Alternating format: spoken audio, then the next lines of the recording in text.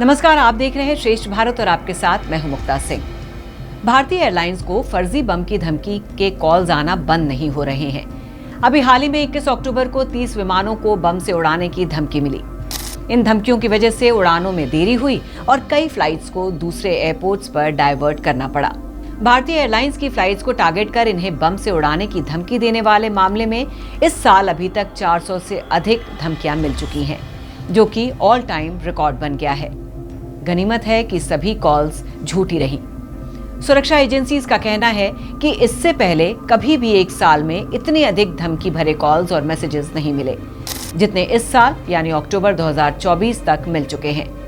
Flights को बम से उड़ाने वाली धमकियां पिछले साल भी खूब मिली थी, लेकिन धमकी वाला ये आंकड़ा इस साल अभी तक मिली धमकियों से काफी कम रहा था।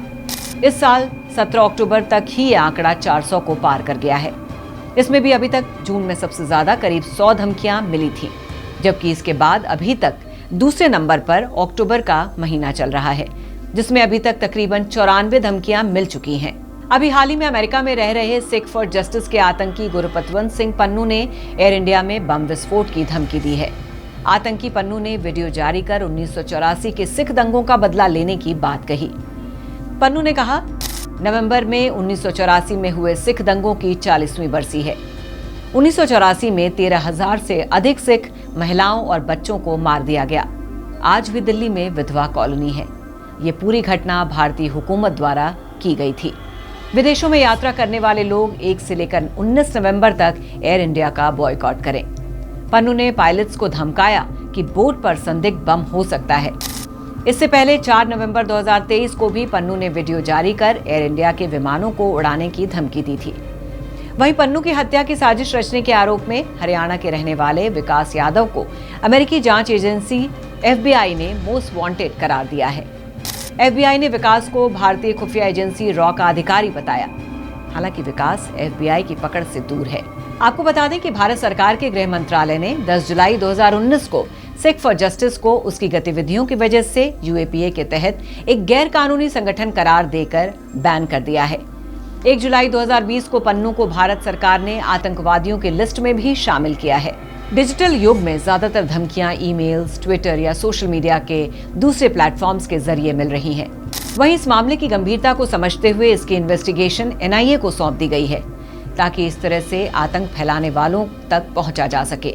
साथ ही जांच की जा सके कि कहीं इसमें किसी आतंकवादी संगठन या अन्य विदेशी ताकतों का हाथ तो नहीं है। सिक्योरिटी एजेंसीज ने अभी तक इस बात का कोई खुलासा नहीं किया है कि सोशल मीडिया के माध्यम से फ्लाइट्स को बम से उड़ाने की जो धमकियां मिल रही हैं, उसमें विदेश से ऑपरेट किए जा रहे किसी आतंकवादी संगठन या अन्य का हाथ है।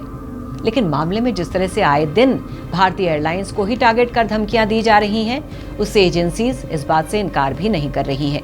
एजेंसीज का कहना है कि फिलहाल इस बारे में हमारी तरफ से पाकिस्तान या अन्य किसी देश से ऑपरेट किए जा रहे किसी संगठन को जिम्मेदार नहीं ठहराया जा सकता।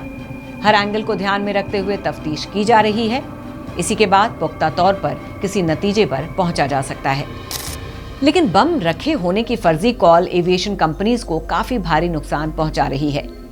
एक रिपोर्ट की माने तो अब तक इंडियन एयरलाइंस को करोड़ों रुपए का चूना लग चुका है, जो कि अपने तय डेस्टिनेशन तक ट्रैवल करने में प्लेन का खर्च तय होता है, लेकिन इसमें किसी तरह का बदलाव होने पर इसमें इजाफा हो जाता है। इमरजेंसी लैंडिंग की वजह से और भी कई सारे खर्चे एविएशन कंपनीज के बढ़ जाते हैं। इसमें एयरपोर्ट पर विमान की पार्किंग फी भी देनी पड़ती है, और किसी यात्री की अगर कोई कनेक्टिंग फ्लाइट होती है तो उसका मुआवजा भी एयरलाइन यात्री को देती है। इतना ही नहीं, ज्यादा क्रू मेंबर्स को ड्यूटी पर तैनात करना होता है। साथ ही ज्यादा ईंधन की भी खपत होती है। प्लेन की दोबारा जांच करने, यात्रियों को होटल में ठहराने और उन्हें उनके मंजिल तक पहुंचाने के लिए भी व्यवस्था करनी पड़ती है। यानी एक फर्जी कॉल की वजह से करीब 3 करोड़ रुपए का खर्च एयरलाइन का होता है। इस हफ्ते Vistara, air India, Indigo, Akasa, spice jet, star air और अलायंस एयर की 70 से ज्यादा डोमेस्टिक और इंटरनेशनल उड़ानों को धमकी मिल चुकी है, और धमकियों की वजह से अब तक 200 करोड़ रुपए तक का नुकसान भी हो चुका है। भारत सरकार भी इन फर्जी कॉल्स और धमकियों से काफी परेशान हो चुका है। इसी को देखते हुए कुछ एहतियात के तौर पर कदम भी उठाए जा रहे हैं।